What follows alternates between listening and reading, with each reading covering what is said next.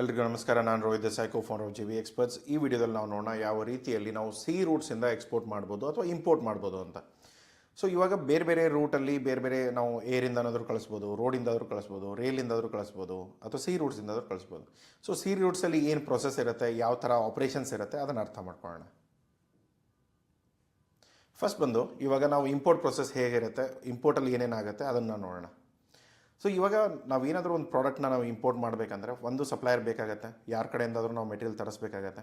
ಇವಾಗ ಯಾರ ಹತ್ರ ನಾವು ಮೆಟೀರಿಯಲ್ ತರಿಸ್ಬೇಕು ಅಂದ್ಕೊಳ್ತೇವೆ, ಅಥವಾ ಯಾರಿಂದ ನಾವು ಮೆಟೀರಿಯಲ್ ಬರಬೇಕು ಅಂದ್ಕೊಳ್ತೇವೆ, ಅಥವಾ ಯಾವ ದೇಶದಿಂದ ಬರಬೇಕು ಅಂದ್ಕೊಳ್ತೇವೆ, ಅದಕ್ಕೆ ಬೇಕಾಗಿರುವಂಥ ಡಾಕ್ಯುಮೆಂಟೇಷನ್ ಆಗಿರ್ಬೋದು ಅಥವಾ ಪ್ರೊಸೆಸ್ನ ನಾವು ಫಾಲೋ ಮಾಡಬೇಕು. ಸೊ ನಾರ್ಮಲಿ ಇವಾಗ ಸಿ ರೂಟ್ಸಿಂದ ನಾವು ಕಳಿಸೋ ಮೆಟೀರಿಯಲ್ ಆಗಲಿ ಅಥವಾ ನಾವು ಬರೋ ಮೆಟೀರಿಯಲ್ ಆಗಲಿ, ಸೊ ಇವಾಗ ಏನಾಗುತ್ತೆ, ಒಂದು ಸ್ಟ್ಯಾಂಡರ್ಡ್ ಪ್ರೊಸೀಜರ್ಸ್ ನಾವು ಎಲ್ಲರೂ ಕೂಡ ಫಾಲೋ ಮಾಡಬೇಕಾಗತ್ತೆ.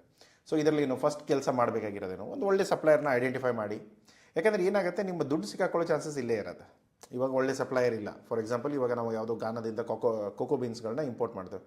ಸೊ ಕೋಕೋ ಬೀನ್ಸಲ್ಲಿ ಏನಾಗ್ಬಿಡುತ್ತೆ, ಒಳ್ಳೆ ಸಪ್ಲೈಯರ್ ಇಲ್ಲ ಅಂದರೆ ಪ್ಯಾಕೇಜಿಂಗಲ್ಲಿ ಎರರ್ ಬರುತ್ತೆ, ಕ್ವಾಲಿಟಿಯಲ್ಲಿ ಎರರ್ ಬರುತ್ತೆ. ಆಮೇಲೆ ದುಡ್ಡು ಈವನ್ ಕ್ವಾಲಿಟಿ ಮತ್ತು ಇದು ಕ್ವಾಂಟಿಟಿ ಬಿಡಿ, ಕೆಲವೊಂದು ಸರಿ ಮೆಟೀರಿಯಲೇ ಪ್ಯಾಕ್ ಆಗೋಲ್ಲ. ಸೊ ತುಂಬ ಡ್ರ್ಯಾಗ್ ಮಾಡಿಬಿಡ್ತಾರೆ. ಸೊ ಈ ಥರದ ಸಿಚುವೇಶನ್ ಇತ್ತು ಅಂದರೆ ನಿಮ್ಗೆ ಆಟೋಮೆಟಿಕ್ಲಿ ಇದೆಲ್ಲ ಎಫೆಕ್ಟ್ ಆಗುತ್ತೆ. ಸೊ ಅದಕ್ಕೆ ನಾವು ಹೇಳೋದೇನು, ನೀವು ಯಾವಾಗ ಯಾವುದೇ ಕ್ವಾಲಿಟಿ ಬಗ್ಗೆ ನೀವು ಕೆಲಸ ಮಾಡ್ತಾ ಇದ್ದರೆ ಸಪ್ಲೈಯರ್ನ ಫಸ್ಟ್ ಐಡೆಂಟಿಫೈ ಮಾಡಿ. ಸಪ್ಲೈಯರ್ ಐಡೆಂಟಿಫೈ ಮಾಡಿದ ಮೇಲೆ ಅವರ ರೆಕಾರ್ಡ್ಸ್ನ ಚೆಕ್ ಮಾಡಿ, ಕ್ರೆಡಿಬಿಲಿಟಿ ರಿಪೋರ್ಟ್ ಚೆಕ್ ಮಾಡಿ. ಇಲ್ಲ ಅಂದರೆ ನೀವು LC ಅಂಡರ್ ಯಾವ ಪೇಮೆಂಟ್ನ ವರ್ಕ್ ಮಾಡ್ಬೋದು ನೋಡಿ. LC ಬಗ್ಗೆ ಆಲ್ರೆಡಿ ಒಂದು ವೀಡಿಯೋ ಮಾಡಿ ಹಾಕಿದ್ದೇನೆ. ಸೊ ಪ್ಲೀಸ್ ಆ ವೀಡಿಯೋನ ನೋಡ್ಕೊಳ್ಳಿ.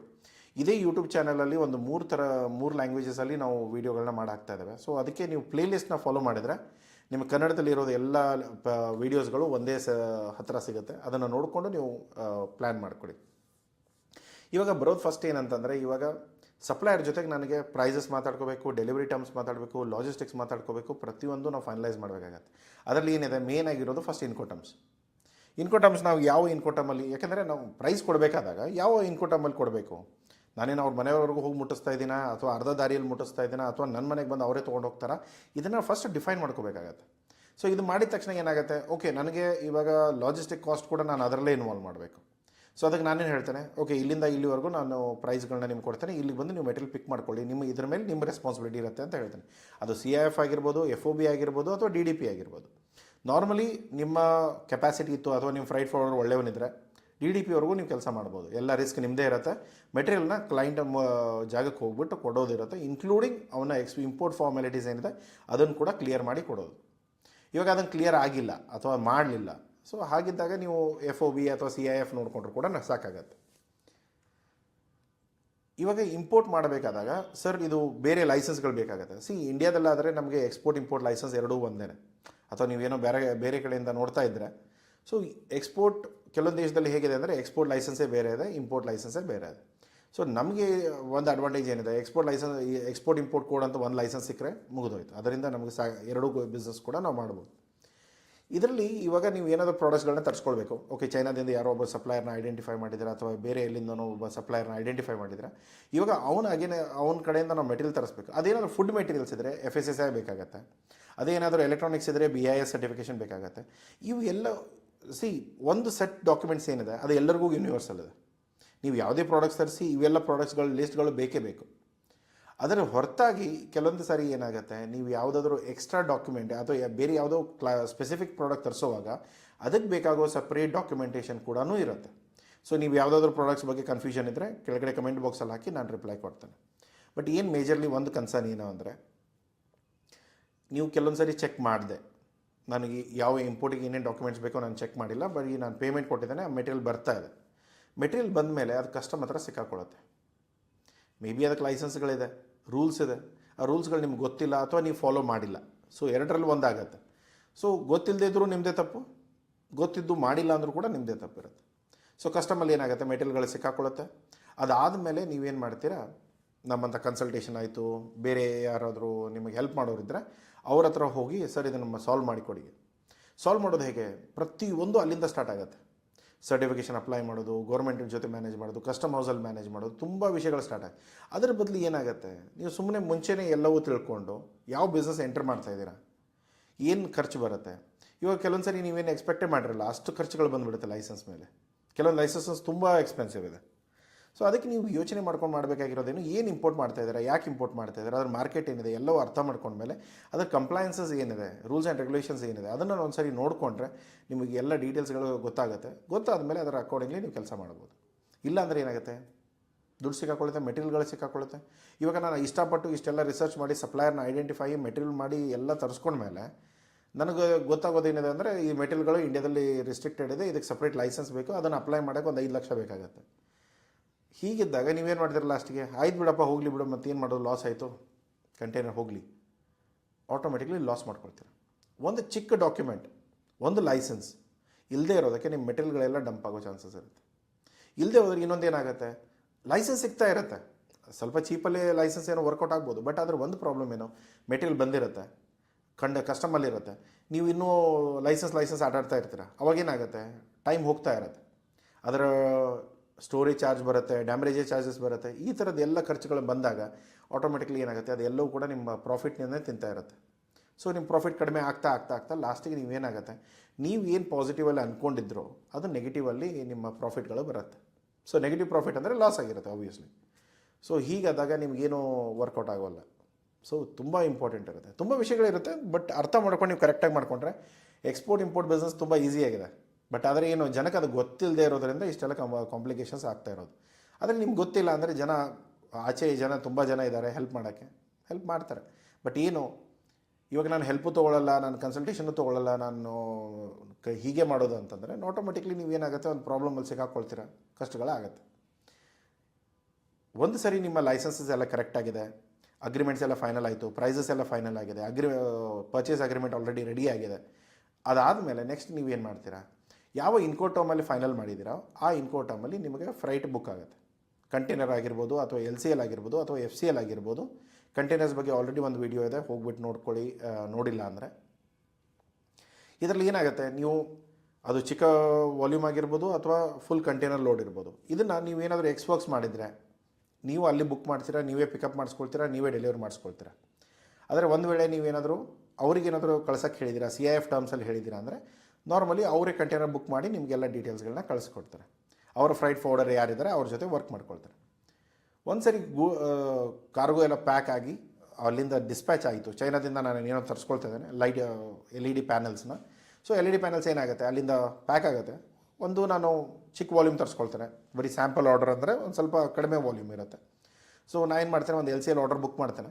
ಅವ್ರು ಏನು ಮಾಡ್ತಾರೆ, ತಮ್ಮ ಫ್ರೈಟ್ ಫಾರ್ವರ್ಡರ್ ಜೊತೆ ಮಾತಾಡಿಕೊಂಡು ಒಂದು LCL ಆರ್ಡರ್ ಬುಕ್ ಮಾಡಿಕೊಂಡು ಅದನ್ನು ಅವರು ಸೆಂಡ್ ಮಾಡ್ತಾರೆ. ಸೊ ಇವಾಗ ಮೆಟೀರಿಯಲ್ ಕಳಿಸಿದಾಗ ಏನಾಗುತ್ತೆ, ಆಟೋಮೆಟಿಕ್ಲಿ ಡಿಸ್ಪ್ಯಾಚ್ ಆದ ತಕ್ಷಣ ಆ ಕಾರ್ಗೋ ಏನಿದೆ ಅದು ಲೋಡ್ ಆಗುತ್ತೆ, ಕಸ್ಟಮ್ ಎಲ್ಲ ಕ್ಲಿಯರೆನ್ಸ್ ಆಗಿ ಲೋಡ್ ಆಗುತ್ತೆ. ಲೋಡ್ ಆದಮೇಲೆ ಆ BL ಕಾಪಿ ನಿಮಗೆ ಕಳಿಸ್ಕೊಡ್ತಾರೆ. ಆವಾಗ ನೀವೇನು ಮಾಡ್ತೀರಾ, ಇವಾಗ ಅಲ್ಲಿಂದ ನಿಮ್ಗೆ ಗೊತ್ತಾಗಿದೆ ಕಿ ಅದು BL ಕಾಪಿ ಬಂದಿದೆ, ಆಲ್ರೆಡಿ ಅದು ವೆಸಲ್ ಆಲ್ರೆಡಿ ಅಲ್ಲಿಂದ ಬಿಟ್ಟಿದೆ ಅಂತ. ಸೊ ಅವಾಗೇನಾಗುತ್ತೆ, ನೀವು ಒಂದು ಪ್ರೀ ಕ್ಲಿಯರೆನ್ಸ್ ಮಾಡ್ಬೋದು ಅಥವಾ submit of bill of entry. ಯಾಕೆಂದರೆ ನೀವು ಮೆಟೀರಿಯಲ್ನ ಇಂಡಿಯಾದಲ್ಲಿ ಎಂಟರ್ ಮಾಡಿಸ್ಕೊಳ್ತಾ ಇದ್ದೀರಾ. ಆವಾಗ ಬಿಲ್ ಆಫ್ ಎಂಟ್ರಿನ BOE ಎಂಟರ್ ಮಾಡ್ತೀರಾ. ಅದು ಎಲ್ಲಿಂದ ಮಾಡ್ತೀರಾ, ಐಸ್ ಗೇಟಿಂದ ಮಾಡ್ತೀರಾ. ನೀವು ಮಾಡಬೇಕಾ ಮಾಡಬೇಡಿ, ಪ್ರೊಫೆಷ್ನಲ್ಸ್ ಇದ್ದಾರೆ, ಫ್ರೈಟ್ ಫಾರ್ವರ್ಡರ್ಸ್ ಇರ್ತಾರೆ, CHSಗಳಿರ್ತಾರೆ, ಅವ್ರಿಗೆ ಕೊಡಿ, ಅವ್ರು ಅದನ್ನು ಫೈಲ್ ಮಾಡ್ತಾರೆ. ಯಾಕೆಂದರೆ ತುಂಬ ಸರಿ ಏನಾಗುತ್ತೆ, ಒಂದು ರಾಂಗ್ ಮಿಸ್ಟೇಕ್ ಏನಾದರೂ ಮಾಡಿದ್ರೆ ನಿಮ್ಮ ಕನ್ಸೈನ್ಮೆಂಟೇ ಸಿಕ್ಕಾಕೊಳ್ಳುತ್ತೆ. ಅದಕ್ಕೆ ಆಮೇಲೆ ಐಸ್ ಗೇಟಿನ ತುಂಬ ಈಸಿ ವೆಬ್ಸೈಟ್ ಅಲ್ಲ, ತುಂಬ ತಲೆನೋವು ಇದೆ ಅದರಲ್ಲಿ, ನಮ್ಗೆ ಬೇಕಂದಾಗ ವೆಬ್ಸೈಟೇ ಓಪನ್ ಆಗಲ್ಲ. ಸೊ ಹಾಗಿದ್ದಾಗ ನೀವೇನೋ ಬೆಸ್ಟ್ ಏನಂದರೆ ಕೈ ಮುಗಿದು ಯಾರು ಮಾಡೋಕ್ಕೆ ಬರುತ್ತೆ ಅವ್ರಿಗೆ ಕೊಟ್ಬಿಡಿ, ನೀವು ಉಳ್ಕೊಳ್ತೀರ. ಇಲ್ಲಾಂದರೆ ಸುಮ್ಮನೆ ತಲೆ ಹೊಡ್ಕೊಂಡು ಆ ಸಿಸ್ಟಮ್ ಓಪನ್ ಆಗಲ್ಲ, ಆ ವೆಬ್ಸೈಟ್ಗಳು ಓಪನ್ ಆಗಲ್ಲ, ಯಾವುದೋ ಹಳೆಯ ಸರ್ವರ್ ಡೇಟಾಗಳ ಸಪೋರ್ಟ್ ಮಾಡುತ್ತೆ, ಆ ಡಿಜಿಟಲ್ ಸಿಗ್ನೇಟರಿ ಬೇಕಾಗುತ್ತೆ, ಕೆಲವೊಂದು ಸರಿ ಅದು ಡಿಟೆಕ್ಟ್ ಆಗಲ್ಲ. ತುಂಬ ತಲೆನೋವು, ಅನಾವಶ್ಯಕ ತಲೆನೋವು ತೊಗೊಂಡು ನಿಮ್ಮ ಕೆಲಸ ಹಾಳು ಮಾಡ್ಕೋಬೇಡಿ. ಜನ ಇದ್ದಾರೆ ಮಾಡೋಕ್ಕೆ, ದುಡ್ಡು ಕೊಡಿ, ಏನು ಸರ್ವಿಸ್ ಇದೆ ಕರೆಕ್ಟಾಗಿ ಸರ್ವಿಸ್ ಮಾಡೋರನ್ನ ಇಟ್ಕೊಳ್ಳಿ, ಮಾಡಿಸ್ಕೊಳ್ತಾರೆ. ಇದರಲ್ಲಿ ನೆಕ್ಸ್ಟ್ ಬರೋದೇನು, ಇವಾಗ ಇನ್ವಾಯ್ಸ್ ಬಂದಿರುತ್ತೆ ಆಲ್ರೆಡಿ, ಯಾಕೆಂದರೆ BL ಕಾಪಿ ಅವ್ರು ನಿಮಗೆ ಕಳಿಸಿದ್ದಾರೆ ಅಂದರೆ ಇನ್ವಾಯ್ಸ್ ಜೊತೆ ಕಳಿಸಿರ್ತಾರೆ, ಪ್ಯಾಕೇಜಿಂಗ್ ಲಿಸ್ಟ್ ಇರುತ್ತೆ, ಬಿಲ್ ಆಫ್ ಲೀಡಿಂಗ್ ಇರುತ್ತೆ, ಪ್ರತಿಯೊಂದು ಡಾಕ್ಯುಮೆಂಟೇಷನ್ ಅವ್ರು ಕಳಿಸಿರ್ತಾರೆ. ಇದರ ಎಡಿಷ್ನಲ್ ಇದೆಲ್ಲದೆ ಜನರಲ್ ಇದು ಎಲ್ಲವಕ್ಕೂ ಕೂಡ ಬೇಕಾಗುತ್ತೆ. ಬಟ್ ಇದಕ್ಕಿಂತ ಸ್ಪೆಸಿಫಿಕ್ ಆಗಿ ನಿಮ್ಮ ಪ್ರಾಡಕ್ಟ್ಸ್ಗೆ ಏನಿದೆ ಅದರದ್ದು ಏನಾದರೂ ಲೈಸೆನ್ಸ್ ಇದ್ದರೆ ಅದು ಪ್ರತಿಯೊಂದು ಲೈಸೆನ್ಸ್ಗಳನ್ನ ಇಲ್ಲಿ ನೋಡ್ಕೋಬೇಕು. ಇಲ್ಲಿ 2 ವಿಷಯ ನೀವು ತಲೆಯಲ್ಲಿ ಇಟ್ಕೋಬೇಕು. ಒಂದು, ಸಪ್ಲೈಯರ್ ಎಕ್ಸ್ಪೋರ್ಟ್ ಮಾಡುವಾಗ ಸಪ್ಲೈಯರ್ ಹತ್ರ ಎಕ್ಸ್ಪೋರ್ಟ್ ಲೈಸೆನ್ಸ್ಗಳು ಇರಬೇಕು. ಇಲ್ಲಾಂದರೆ ಇವಾಗ ನನ್ನ ಹತ್ರ ಇಂಪೋರ್ಟ್ ಲೈಸೆನ್ಸ್ ಇಲ್ಲ ಬಿಡಿ, ನನಗಾಗೋ ತೊಂದರೆಗಳಾಗುತ್ತೆ. ಆದರೆ ಇವಾಗ ಕೆಲವೊಂದು ಸರಿ ಏನಾಗುತ್ತೆ, ಸಪ್ಲೈಯರ್ಗೆ ಈಗ ನಾವೇನು ಐಡೆಂಟಿಫೈ ಮಾಡ್ತೇವೆ ಅವನ ಹತ್ರ ಕೂಡ ಏನಾದರೂ ಸರಿಯಾಗಿ ಲೈಸೆನ್ಸ್ ಇಲ್ಲ ಅಂದರೆ ಆಟೋಮೆಟಿಕ್ಲಿ ನನ್ನ ಮೆಟೀರಿಯಲೇ ಹೊರಗೆ ಬರೋಲ್ಲ. ಒಂದು ನಿಮ್ಗೆ ಇಂಡಿಯನ್ ಕಸ್ಟಮರ್ ಸಿಕ್ಕಾಕೊಳ್ಳುತ್ತೆ, ಇಲ್ಲ ಚೈನೀಸ್ ಕಸ್ಟಮರ್ ಸಿಕ್ಕಾಕೊಳ್ಳುತ್ತೆ. ಸೊ ಅದಕ್ಕೆ ನಿಮಗೊಂದು ಐಡಿಯಾ ಇರಬೇಕು, ನೀವು ಯಾರ ಜೊತೆ ಕೆಲಸ ಮಾಡ್ತಾ ಇದ್ದೀರಾ, ನಿಮ್ಮ ಸಪ್ಲೈಯರ್ ಎಷ್ಟು ಎಕ್ಸ್ಪೋರ್ಟ್ ಮಾಡಿದ್ದಾನೆ, ಅವನಿಗೆಲ್ಲ ಗೊತ್ತಿದೆಯೋ ಇಲ್ವೋ, ಇದನ್ನೆಲ್ಲ ನೋಡಿಕೊಂಡು ಮಾಡಿಕೊಂಡು ನೀವು ಮುಂದೆ ಪ್ಲ್ಯಾನ್ ಮಾಡಿ. ಇಲ್ಲ ಅಂದರೆ ಸಿಕ್ಕಾಕೊಳ್ಳೋದು 100% ಚಾನ್ಸ್ ಇದೆ. ನೆಕ್ಸ್ಟ್ ಬರೋದೇನು, ಕಸ್ಟಮ್ ಇನ್ಸ್ಪೆಕ್ಷನ್ಸ್ ಆ್ಯಂಡ್ ಡ್ಯೂಟಿ.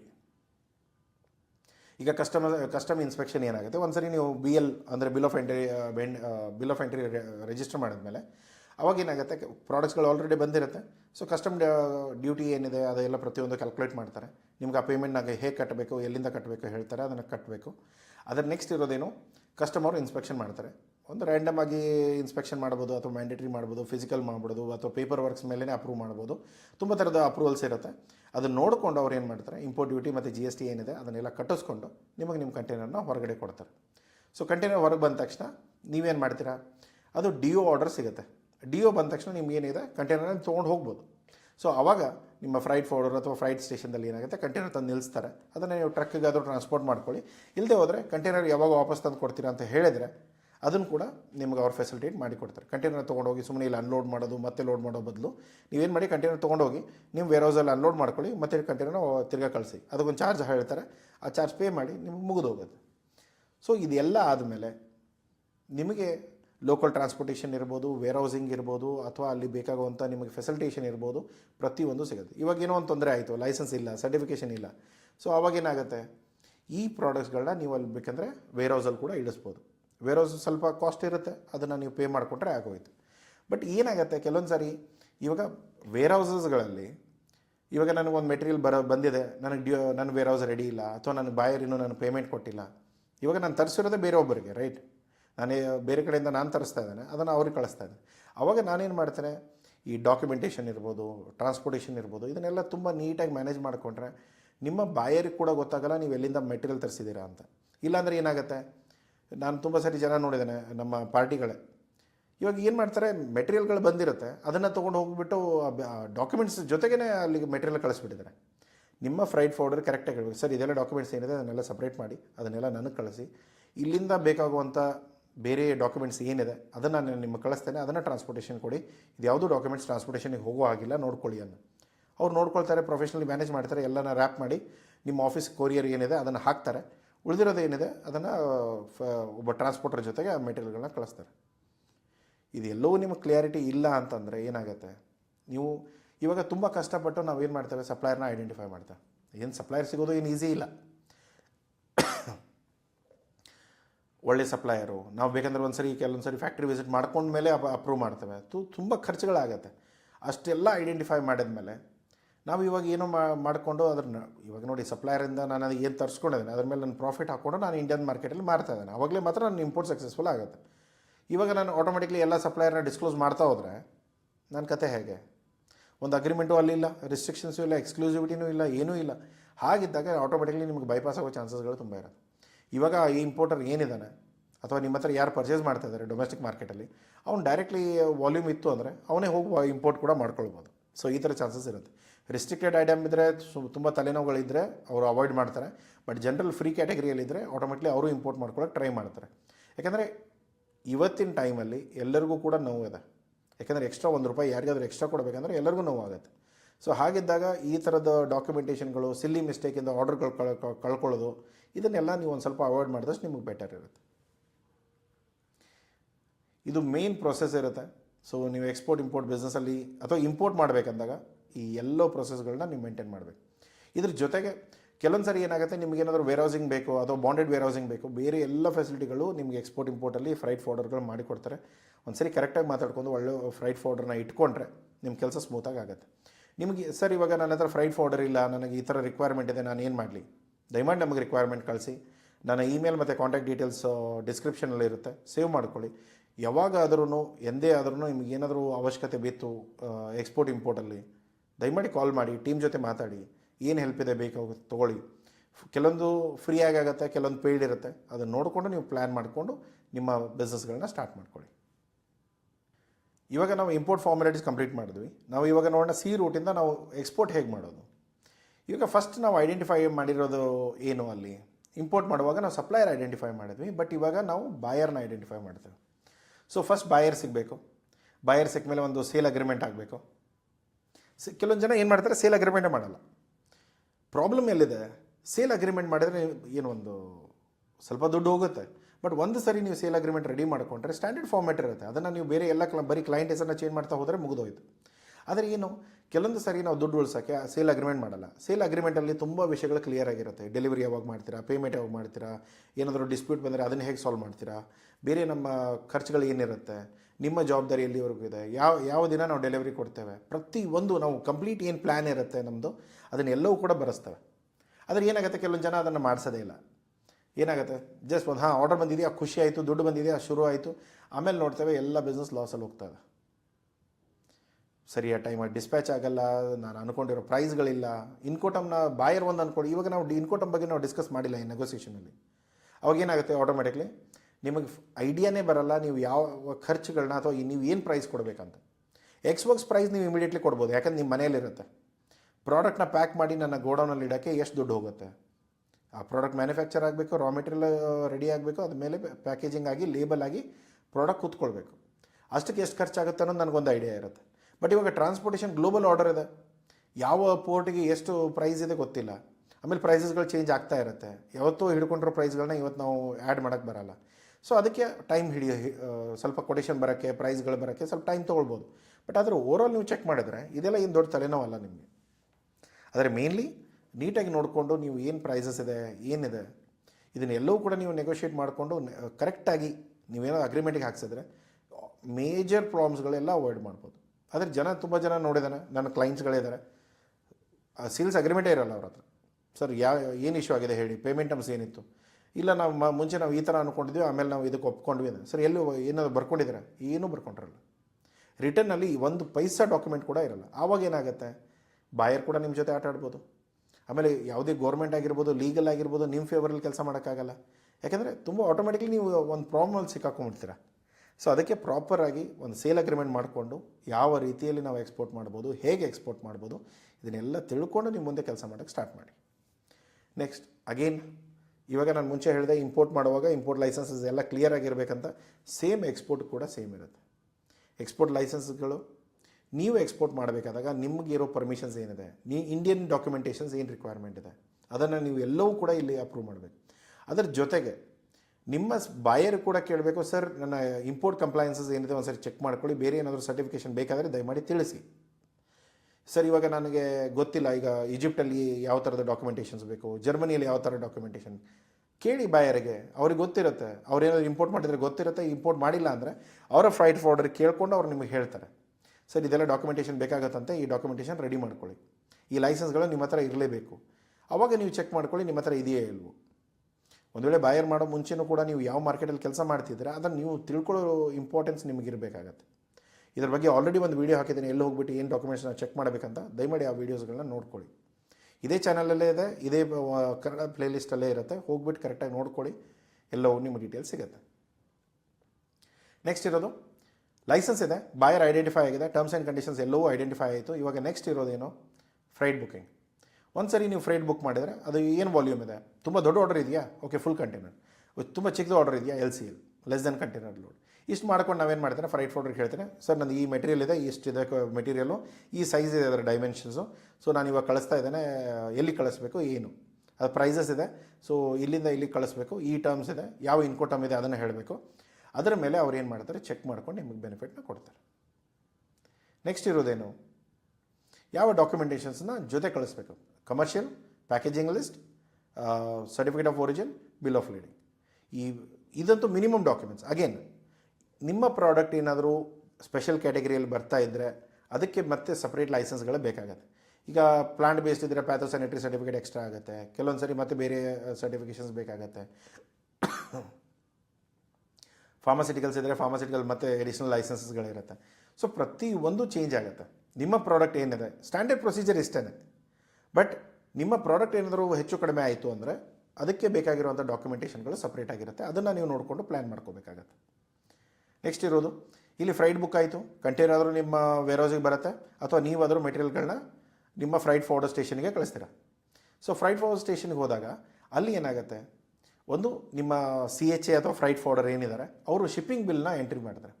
ಇಂಪೋರ್ಟಲ್ಲಾದರೆ ನಾವೇನು ಮಾಡ್ತೇವೆ, ಬಿಲ್ ಆಫ್ ಎಂಟ್ರಿನ ರಿಜಿಸ್ಟರ್ ಮಾಡ್ತೇವೆ. ಸೇಮ್ ವೆಬ್ಸೈಟಲ್ಲಿ ನಾವು ಬಿಲ್ ಆಫ್ ಶಿಪ್ಮೆಂಟ್ ಕೂಡ ಮಾಡ್ತೇವೆ. ಇದು ಒಂದು ವೆಬ್ಸೈಟ್ ಎಲ್ಲದಕ್ಕೂ ಅದೇನೆ. ಆದರೆ ನೀವು ಕರೆಕ್ಟಾಗಿ ಮಾಡಬೇಕಾಗಿರೋದು ಏನಂತಂದರೆ ಇದನ್ನು ಪ್ರೊಫೆಷನಲ್ಸ್ ಕಡೆಯಿಂದ ಹ್ಯಾಂಡಲ್ ಮಾಡಿಸ್ಕೊಳ್ಳಿ. ಯಾಕೆಂದರೆ ಕೆಲವೊಂದು ಸರಿ ಏನಾಗುತ್ತೆ, ಕೆಲವೊಂದು ಚಿಕ್ಕ ಚಿಕ್ಕ ಮಾರ್ಕಿಂಗ್ಸ್ ಇರುತ್ತೆ ಅಥವಾ ಒಂದು ಕಮೆಂಟ್ ಬರೆಯೋದಿರುತ್ತೆ. ಬರೀಲಿಲ್ಲ ಅಂದರೆ ನಿಮ್ಮ ಇನ್ಸೆಂಟಿವ್ಸ್ ಬರಲ್ಲ, ಅವಾಗ ದುಡ್ಡು ಕಳ್ಕೊಳ್ತೀರ. ಗೌರ್ಮೆಂಟ್ ನೀವು ಎಕ್ಸ್ಪೋರ್ಟ್ ಮಾಡಿದ್ದಕ್ಕೆ ನಿಮ್ಗೆ ಒಂದು ಪರ್ಸೆಂಟೇಜ್ ಇನ್ಸೆಂಟಿವ್ ಕೊಡ್ತಾ ಇದ್ದಾರೆ, ಅದು ಕೂಡ ನೀವು ಕಳ್ಕೊಳ್ತೀರ.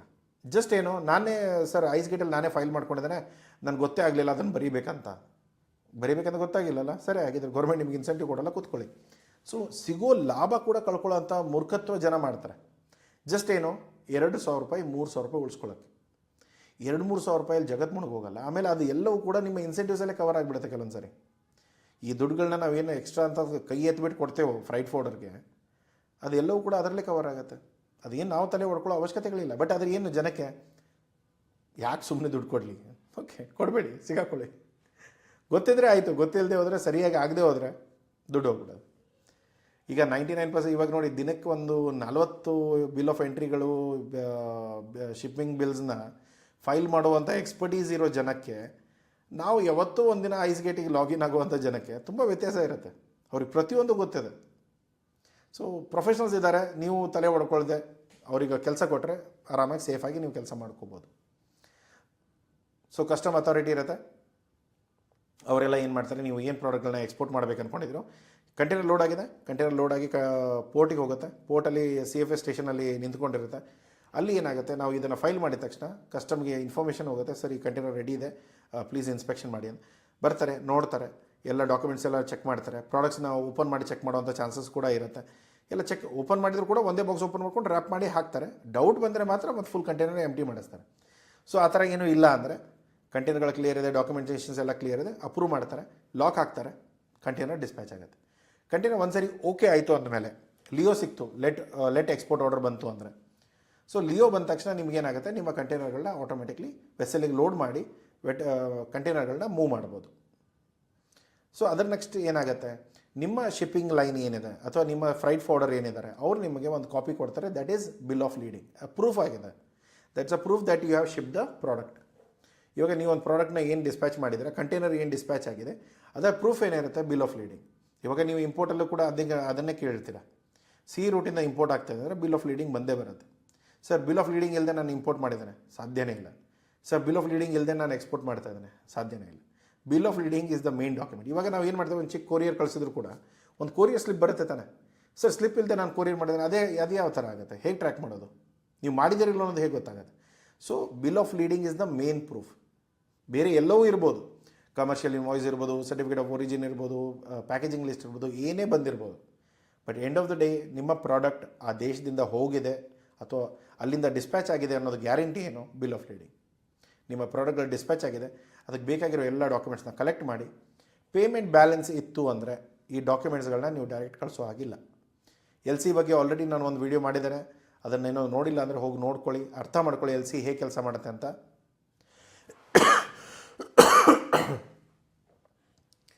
ಇದರಲ್ಲಿ ನೆಕ್ಸ್ಟ್ ಆಗೋ ಕೆಲಸ ಏನಿದೆ, ಬಾಯರಿಗೆ ಕಾರ್ಗೋ ಸಿಗುತ್ತೆ, ಅವರೆಲ್ಲ ಮತ್ತೆ ಬ್ಯಾಕ್ ಇನ್ವರ್ಡ್ ನಾವೇನು ಪ್ರೊಸೆಸ್, ನಾವು ಇಂಪೋರ್ಟ್ ಪ್ರೊಸೆಸ್ ನಾವೇನು ಫಾಲೋ ಮಾಡಿದ್ದೇವೆ ಅದೇ ಪ್ರೊಸೆಸ್ನ ಅವ್ರ ದೇಶದಲ್ಲಿ ಮಾಡ್ತಾರೆ. ಒಂದು ವೇಳೆ ನೀವೇನಾದರೂ DDP ಟರ್ಮ್ಸಿಗೆ ಅಪ್ರೂವ್ ಮಾಡ್ಕೊಂಡಿದ್ರೆ, ಅಗ್ರಿ ಮಾಡಿದರೆ, DDP ಟರ್ಮ್ಸ್ ಏನಿದೆ ಅನ್ನೋದು ಮತ್ತೆ ಇನ್ಕೋ ಟರ್ಮ್ಸ್ ವಿಡಿಯೋ ಇದೆ, ಅದನ್ನು ಹೋಗ್ಬಿಟ್ಟು ಅರ್ಥ ಮಾಡ್ಕೊಳ್ಳಿ. ಸೊ ಏನು ಇವಾಗ DDP ಟರ್ಮ್ಸಲ್ಲಿ ನಾವೇನಾದರೂ ಅಗ್ರಿ ಮಾಡಿದರೆ ಇಂಪೋರ್ಟ್ ಫಾರ್ಮಾಲಿಟೀಸ್ ಕೂಡ ನೀವೇ ಮಾಡಬೇಕು, ಇಂಪೋರ್ಟ್ ಡ್ಯೂಟಿನೂ ಕೂಡ ನೀವೇ ಕಟ್ಟಬೇಕು, ಅಲ್ಲಿ ಟ್ಯಾಕ್ಸಸ್ ನೀವೇ ಕಟ್ಟಬೇಕು. ಬೇಕಾಗೋ ಲೈಸೆನ್ಸ್ಗಳನ್ನ ಮಾತ್ರ ಅವ್ರಿಗೆ ಹೇಳಿದರೆ ಅವ್ರು ನಿಮಗೆಲ್ಲ ಕೊಡ್ತಾರೆ, ಅದನ್ನು ನೀವು ಇಂಪೋರ್ಟ್ ಕ್ಲಿಯರೆನ್ಸ್ ಮಾಡ್ತೀರಾ, ಎಲ್ಲ ಡಾಕ್ಯುಮೆಂಟ್ಸ್ಗಳು ಕ್ಲಿಯರ್ ಆಗುತ್ತೆ. ಸೊ ಈ ಕಂಪ್ಲೀಟ್ ಪ್ರೊಸೆಸ್ನ ನೀವು ಫಾಲೋ ಮಾಡಿಕೊಂಡು ಕರೆಕ್ಟಾಗಿ ನೀವು ಮ್ಯಾನೇಜ್ ಮಾಡಿಕೊಂಡ್ರೆ ನಿಮಗೆ ಯಾವುದೇ ಥರದ ಎಕ್ಸ್ಪೋರ್ಟ್ ಇಂಪೋರ್ಟ್ ಬಿಸ್ನೆಸ್ಸಲ್ಲಿ ತೊಂದರೆ ಆಗೋಲ್ಲ. ಜನ ಏನು ಮಾಡ್ತಾರೆ, ಕೆಲವೊಂದು ಸರಿ ನಾವು ಸಿ ರೂಟ್ಸಲ್ಲಿ ಇಂಪೋರ್ಟ್ ಮಾಡಬೇಕು ಅಥವಾ ಎಕ್ಸ್ಪೋರ್ಟ್ ಮಾಡಬೇಕಂದಾಗ ತುಂಬ ಕಂಪ್ಲೈನ್ಸಸ್ ಇದೆ, ತುಂಬ ರೂಲ್ಸ್ ಆ್ಯಂಡ್ ರೆಗ್ಯುಲೇಷನ್ಸ್ ಇದೆ, ತುಂಬ ಕಷ್ಟ ಆಗುತ್ತೆ. ನೋಡಿ, ಫಸ್ಟ್ ಟೈಮ್ ನೀವು ಮಾಡ್ತಾ ಇದ್ದಾಗ 100% ಕಷ್ಟ ಆಗುತ್ತೆ, ಕಷ್ಟ ಆಗಲ್ಲ ಅಂತ ಹೇಳಲ್ಲ. ಇದೇನೋ ತುಂಬ ಈಸಿ ರೂಟು ಅಥವಾ ಏನೋ ನಾವು ಮಾಡಿಬಿಡ್ಬೋದು, ಮಾಡೋಕ್ಕೇನೋ ಆಗುತ್ತೆ. ಬಟ್ ಏನು ಅಂತಂದರೆ ಪ್ರಾಪರ್ ಸಿಸ್ಟಮ್ ಇಟ್ಕೊಂಡು, ಪ್ರೊಸೆಸ್ ಇಟ್ಕೊಂಡು ನೀವೇನಾದರೂ ಫಾಲೋ ಮಾಡಿದೆ ಸುಮ್ಮನೆ ಏನೇನೋ ಮಾಡ್ತಾ ಹೋದರೆ ಆಟೋಮೆಟಿಕ್ಲಿ ಬಿಸ್ನೆಸ್ ಸಫರ್ ಆಗುತ್ತೆ. ಎಲ್ಲೋ ನಿಮ್ಮ ಕಂಟೈನರ್ ಸಿಕ್ಕಾಕೊಳ್ಳುತ್ತೆ, ಎಲ್ಲೋ ದುಡ್ಡು ಸಿಕ್ಕಾಕೊಳ್ಳುತ್ತೆ. ಆಮೇಲೆ ಮೇನ್ ಆಗಿರೋದು ಏನಂದರೆ ಬೇಸಿಕ್ ಕ್ಯಾಲ್ಕುಲೇಷನ್ ಕೂಡ ನೀವು ಮಾಡಲಿಲ್ಲ ಅಂದರೆ, ಇವಾಗ ಯಾವ ಮೆಟೀರಿಯಲ್ ಎಲ್ಲಿಂದ ಬರ್ತಾ ಇದೆ, ಹೇಗೆ ಕಳಿಸ್ಬೇಕು, ಎಷ್ಟರಲ್ಲಿ ಕಳಿಸ್ಬೇಕು, ಏನು ಬೆನಿಫಿಟ್ ಇದೆ. ಆಮೇಲೆ ಈ ಪ್ರಾಡಕ್ಟ್ಗಳನ್ನ ತುಂಬ ಜನ ಏನು ಮಾಡ್ತಾರೆ, ಇಂಪೋರ್ಟ್ ಮಾಡ್ಕೊಂಡ್ಬಿಡ್ತಾರೆ. ಒಬ್ಬ ಕೋಲ್ಕತ್ತಾ ಪಾರ್ಟಿ ಇದ್ದಾರೆ, ಅವರು ಒಂದು ತಿಂಗಳಲ್ಲಿ ಒಂದು 5-6 ಸರಿ ಫೋನ್ ಮಾಡ್ಕೊಂಡು, ಸರ್ ಮೆಟೀರಿಯಲ್ ಬಂದಿದೆ, ಹೇಗಾದರೂ ಮಾರಿಸಿ ಅಂತ ಹೇಳ್ತಾರೆ. ನೀವು ಮಾರೋಕ್ಕಾಗದೆ, ನಿಮ್ಮ ಹತ್ರ ಬಾಯರ್ ಇಲ್ಲದೆ ಪ್ರಾಡಕ್ಟ್ಸ್ಗಳನ್ನ ಹೇಗೆ ಇಂಪೋರ್ಟ್ ಮಾಡ್ಕೊಳ್ತೀನ? ಇವಾಗ ಏನಾಗುತ್ತೆ, ತುಂಬ ಸಾರಿ ನಾವು ಡೊಮೆಸ್ಟಿಕ್ ಮಾರ್ಕೆಟಲ್ಲಿ ತುಂಬ ಕಡಿಮೆ ಕೆಲಸ ಮಾಡೋದು. ಬಟ್ ಆದರೆ ಏನು, ಓಕೆ ಮಾಡಲ್ಲ ಅಂತಲ್ಲ, ಬಟ್ ತುಂಬ ಕಡಿಮೆ ಮಾಡೋದು. ಬಟ್ ಏನು, ಇವಾಗ ಮೆಟೀರಿಯಲ್ಸ್ಗಳನ್ನ ನೀವು ಇಂಪೋರ್ಟ್ ಮಾಡ್ತಾ ಇದ್ದೀರ ಅಂದಾಗ ಸ್ವಲ್ಪ ಒಂದು ಬೇಸಿಕ್ ಐಡಿಯಾ ಆದರೂ ಇರಬೇಕಾಗತ್ತೆ. ಈ ಮೆಟೀರಿಯಲ್ನ ಯಾರಿಗೆ ಮಾರಬೇಕು, ಅವ್ರು ಎಷ್ಟಕ್ಕೆ ತೊಗೊಳ್ತಾರೆ, ಅದರ ಲೀಗಲ್ ಕಂಪ್ಲೈನ್ಸಸ್ ಏನಿದೆ, ಇವಾಗ ನಾನು ಹಾಕಿರೋ ದುಡ್ಡಾದರೂ ರಿಕವರ್ ಆಗುತ್ತೋ ಇಲ್ವೋ. ಆಮೇಲೆ ತುಂಬ ಜನ ಇವತ್ತಿನ ಬಿಸ್ನೆಸ್ ಸ್ಟ್ರಾಟಜಿ ಹೇಗಿದೆ ಅಂದರೆ, ಇವತ್ತಿಲ್ಲ ಅಂದರೆ ನಾಳೆ ದುಡ್ಡು ಬರುತ್ತೆ. ಸರ್, ನಾಳೆ ಎಂದೂ ದುಡ್ಡು ಬರಲ್ಲ. ಒಂದು ವಿಷಯ ಅರ್ಥ ಮಾಡ್ಕೊಳ್ಳಿ, ಇವತ್ತಿನ ಶಿಪ್ಮೆಂಟಲ್ಲಿ every shipment should be in profit. ಪ್ರತಿ ಒಂದು ಶಿಪ್ಮೆಂಟ್ ಏನು ಬರುತ್ತೆ ಅದು ಲಾಭದಲ್ಲಿ ಆಗದೆ ಹೋದರೆ ನೀವು ಏನು ತುಂಬ ಟೈಮಿಂದ ಏನು ನಡ್ಸೋಕ್ಕಾಗಲ್ಲ. ಮಾರ್ಕೆಟಿಂಗ್ ಖರ್ಚಿದೆ, ಓಕೆ, ದಟ್ ಈಸ್ ಬ್ರ್ಯಾಂಡ್, ಅದರದ್ದು ಖರ್ಚುಗಳು ಬೇರೆ. ಆದರೆ ಅಟ್ಲೀಸ್ಟ್ ನೀವು ಒಂದು ಶಿಪ್ಮೆಂಟ್ ಪ್ಲ್ಯಾನ್ ಮಾಡ್ತಾ ಇದ್ದೀರಾ ಅಂದರೆ, ಬಾಯರ್ನ ಐಡೆಂಟಿಫೈ ಮಾಡಿದ್ದೀರಾ, ಸಪ್ಲೈಯರ್ನ ಐಡೆಂಟಿಫೈ ಮಾಡಿದ್ದೀರಾ, ಪ್ರಾಡಕ್ಟ್ನ ಇಂಡಿಯನ್ ಮಾರ್ಕೆಟಿಗೆ ಇಂಪೋರ್ಟ್ ಮಾಡ್ತಾ ಇದ್ದೀರಾ ಅಂದರೆ ನಿಮ್ಗೆ 100% ಗೊತ್ತಿರಬೇಕು, ನಾನು ಈ ಕಂಟೈನರ್ನ ಲಾಭದಲ್ಲೇ ಮಾರಬೇಕಂತ.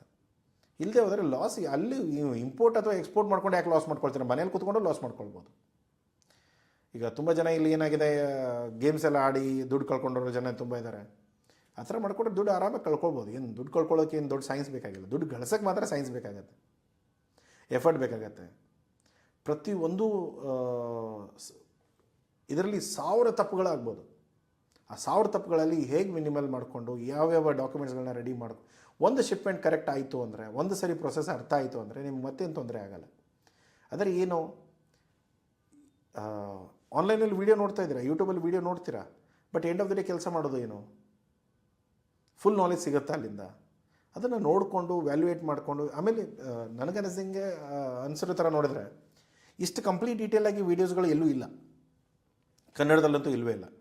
ಸೊ ಹೀಗೆ ನೀವು ಮಾಡ್ತಾ ಹೋದಾಗ ನೀವು ಅರ್ಥ ಮಾಡಿಕೊಂಡು, ಪ್ರೊಸೆಸ್ಗಳನ್ನ ಅರ್ಥ ಮಾಡಿಕೊಂಡು, ಬೇಕಾದಾಗ ಸಪೋರ್ಟ್ ತೊಗೊಂಡು, ನೀವು ಪ್ರಾಪರಾಗಿ ಎಕ್ಸ್ಪೋರ್ಟ್ ಇಂಪೋರ್ಟ್ನ ರೂಟಿಂಗ್ ಪ್ಲ್ಯಾನ್ ಮಾಡಿಕೊಂಡು, ಯಾವುದೇ ಥರದ ಇಶ್ಯೂ ಇರ್ಬೋದು. ನಾಳೆ ಏನಾಗುತ್ತೆ, ಸಪ್ಲೈಯರ್ಗಳು ದುಡ್ಡು ತೊಗೊಂಡು ಓಡೋಗಿರೋ ದುಡ್ಡನ್ನ ಹೇಗೆ ರಿಕವರ್ ಮಾಡ್ತೀರಾ, ಅದಕ್ಕೂ ಪ್ರೊಸೆಸ್ ಇದೆ. ಆದರೆ ಎಲ್ಲವೂ ಕೂಡ ನೀವು ಡಾಕ್ಯುಮೆಂಟೇಷನ್ನ ಯಾವುದೇ ಥರದ ಸ್ಕಿಪ್ ಮಾಡದೆ ಪ್ರೊಫೆಷ್ನಲ್ಸಿಗೆ ಕೊಟ್ಟು ಅವ್ರ ಕಡೆಯಿಂದ ಕೆಲಸ ಮಾಡಿಸ್ಕೊಂಡ್ರೆ ನಿಮ್ಮ ಬಿಸ್ನೆಸ್ ಆರಾಮಾಗುತ್ತೆ. ಕೆಲವೊಂದು ಸರಿ ಏನಾಗುತ್ತೆ, ಸರ್ ನನ್ನ ಹತ್ರ ಇರೋ ದುಡ್ಡು ಎಷ್ಟು, ಈಗ ಎಷ್ಟು ಜನಕ್ಕೆ ದುಡ್ಡು ಕೊಟ್ಕೊಂಡು ನಾನು ಕೆಲಸ ಮಾಡಲಿ, ಅದಕ್ಕೆ ನಾನೇ ಕಲ್ತ್ಕೊಂಡು ನಾನೇ ಮಾಡ್ತೇನೆ. ಇವಾಗ ನೀವೇ ಕಲ್ತ್ಕೊಂಡು ನೀವೇ ಮಾಡಬೇಕು, ಕರೆಕ್ಟ್. ಇವಾಗ ನಿಮ್ಮ ಹತ್ರ ದುಡ್ಡಿದ್ದರೆ, ನಿಮ್ಮ ಹತ್ರ ಟೈಮ್ ಇದ್ದರೆ ನೀವೇ ಮಾಡ್ಕೊಳ್ತೀರ. ಬಟ್ ಏನಂತಂದರೆ ಒಂದು ತಪ್ಪಾಗೋದ್ರಿಂದ, ಯಾಕೆಂದರೆ ಕಮರ್ಷಿಯಲಿ ನಾವು ಮಾತಾಡ್ತಾರೋ ದುಡ್ಡಿನ ಲಾಸ್ ಇದೆ ಇಲ್ಲಿ. ಯಾಕೆಂದರೆ ನೀವು ಒಂದು ತಪ್ಪನ್ನ ಏನಾದರೂ ಸ್ವಲ್ಪ ಅಲ್ಲಿ ಇಲ್ಲಿ ಆಯಿತು ಅಂದರೆ, ಆಚೆ ಈಚೆ ಆಯಿತು ಅಂದರೆ ನೀವು ಫುಲ್ ಕಂಟೈನರ್ ಸಿಕ್ಕಾಕೊಳ್ಳುತ್ತೆ. ಅದನ್ನು ಅವಾಯ್ಡ್ ಮಾಡಿಕೊಂಡು ನನ್ನ ದುಡ್ಡುಗಳನ್ನ ಗಳಿಸ್ಕೊಳ್ಬೇಕು ಅಂತಂದರೆ ತುಂಬ ಕೆಲಸ ಇದೆ. ಇವತ್ತಿನ ಟೈಮಲ್ಲಿ ಸಪ್ಲೈಯರ್ಗಳು ಮೆಟೀರಿಯಲಲ್ಲಿ ಏನೋ ಹೇಳಿಬಿಟ್ಟು ಏನೋ ಕಳಿಸ್ತಾರೆ. ಕೆಲವೊಂದು ಸಾರಿ ಇನ್ಸ್ಪೆಕ್ಷನ್ ಮಾಡಿಸಲ್ಲ ನಮ್ಮ ಜನ. ಸರ್ ದುಡ್ಡು ಉಳಿಸ್ಬೇಕು, ದುಡ್ಡು ಉಳಿಸ್ರಿ, ಬಟ್ ನಿಮ್ಮ ಕಂಟೈನರ್ಗಳು ಸಿಕ್ಕಾಕೊಂಡು ಅಥವಾ ನಿಮ್ಮ ಪ್ರಾಡಕ್ಟ್ ಹೇಳಿರೋದು ಒಂದು ಬಂದಿರೋದು ಒಂದು ಆದರೆ ಏನು ಮಾಡ್ತೀರಾ? ಆವಾಗಲೂ ಕೂಡ ದುಡ್ಡು ಸಿಕ್ಕಾಕೊಳ್ಳುತ್ತೆ. ಸೊ ಅವಾಗ ನೀವು ಮೇನ್ಲಿ ಸ್ವಲ್ಪ ಆದರೂ ಉಳಿಸ್ಕೊಂಡು ಮಾಡ್ಕೊಂಡು ಹೋದರೆ ನಿಮ್ಗೆ ಒಳ್ಳೇದು. ಇಲ್ಲ ಅಂದರೆ ಏನಾಗುತ್ತೆ, ದುಡ್ಡುಗಳನ್ನ ಕಳ್ಕೊಳ್ತೀರಾ. ಹೇಳಿರೋದೊಂದು ಬಂದಿರೋದೊಂದು ಮೆಟೀರಿಯಲ್ ಆಗುತ್ತೆ. ಅಲ್ಲಿ ಕಸ್ಟಮ್ ಕೂಡ ಅಲೌ ಮಾಡಲ್ಲ. ಹೋಗಲಿ ಏನೋ ಮಾಡ್ಕೊಂಡು ಕಸ್ಟಮಿಂದ ಹೊರಗಡೆ ತಂದರೂ ಕೂಡ ಅದು ಪ್ರಾಡಕ್ಟ್ಗಳಿಗೆ ಮಾರ್ಕೆಟಲ್ಲಿ ಡಿಮಾಂಡ್ ಇರಲ್ಲ. ಅದಕ್ಕೆ ನೀವು ಪ್ರತಿ ಸರಿ ನೀವು ಏನಾದರೂ ಪ್ರೀ ಶಿಪ್ಮೆಂಟ್ ಇನ್ಸ್ಪೆಕ್ಷನ್ ಏನಿದೆ ಅದನ್ನು ಮಾಡಿಸ್ಲೇಬೇಕಾಗತ್ತೆ. ಅದನ್ನು ಅವಾಯ್ಡ್ ಮಾಡೋಕ್ಕೆ ಟ್ರೈ ಮಾಡಬೇಡಿ. ಅದರಲ್ಲಿ ಎಷ್ಟೇ ₹1 ಎಕ್ಸ್ಟ್ರಾ ಹೋದರೂ ಚಿಂತೆ ಇಲ್ಲ. ಸರ್ ಚಿಕ್ಕ ಆರ್ಡರ್ ತರಿಸ್ತಾ ಇದ್ದಾನೆ, ಚಿಕ್ಕ ಆರ್ಡರ್ ಕೂಡ ಮಾಡಿಸ್ಕೊಳ್ಳಿ. ಯಾಕೆಂದರೆ ಏನಾಗುತ್ತೆ, ಈ ಮೆಟೀರಿಯಲ್ಗಳು ಈ ಜನದ ಮೇಲೆ ನಂಬಿಕೆ ಕಡಿಮೆ ಆಗ್ತಾ ಇರೋದ್ರಿಂದ ಮೋಸ ಮಾಡೋ ಜನ ತುಂಬ ಇದ್ದಾರೆ. ನೀವು ಸ್ವಲ್ಪ ಅಲ್ಲಿ ಆಚೆ ಈಚೆ ಮಾಡಿಬಿಟ್ರೆ ಮುಗಿದೋಯ್ತು ಕತೆ. ನಾವು ಪ್ರಾಡಕ್ಟ್ಸ್ನ ಈ ಫಾರ್ಮಾಸ್ಯೂಟಿಕಲ್ ಆಗಿರ್ಬೋದು ಅಥವಾ ಎಲೆಕ್ಟ್ರಿಕಲ್ ಇಕ್ವಿಪ್ಮೆಂಟ್ಸ್ ಆಗಿರ್ಬೋದು, ಆಗ್ರೋ ಪ್ರಾಡಕ್ಟ್ಸ್ ಆಗಿರ್ಬೋದು, ನಾವು ಇಂಡಿಯಾದಿಂದ ಕೂಡ ಬೇರೆ ಯಾವುದೇ ಸಪ್ಲೈಯರ್ನ ನಾವು ಇಲ್ಲಿಂದ ಐಡೆಂಟಿಫೈ ಮಾಡಿ ನಾವು ಏನಾದ್ರು ಪ್ರಾಡಕ್ಟ್ ಎಕ್ಸ್ಪೋರ್ಟ್ ಮಾಡ್ತಾ ಇದ್ದೀವಿ ಅಂತ ಕೂಡ ಇನ್ಸ್ಪೆಕ್ಷನ್ ಮಾಡದೆ ಮೆಟೀರಿಯಲ್ಗಳು ಲೋಡ್ ಮಾಡಿಲ್ಲ.